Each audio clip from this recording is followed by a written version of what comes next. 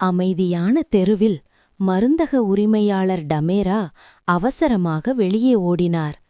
கதவு சற்றே திறந்தபடியே இருந்தது. அந்த வாய்ப்பைக் கண்ட சிச்சி மெதுவாக கிசுகிசுத்தது. இது நம்ம நேரம்.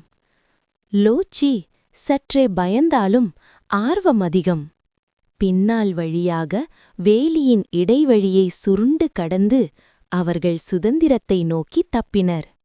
புதிய மணந்தள், குளிர்ந்த காற்று, மேலே பறக்கும் பறவைகள், உலகம் புதிதாய் உணரப்பட்டது. முன்னால் ஒரு பெரிய வேலி. சிச்சி தைரியமாக நுழைந்தது.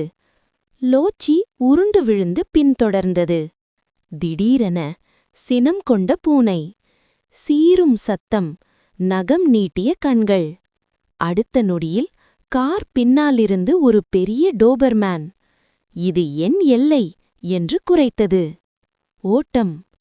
தெருக்கள் முழுவதும் துரத்தல். இதயம் துடித்தது. கால்கள் வேகமாயின. ஒரு குழந்தை நண்பனாய் சிரித்தது. ஆனால் அவர்கள் விரட்டப்பட்டார்கள். மகிழ்ச்சி குழப்பமாயிற்று.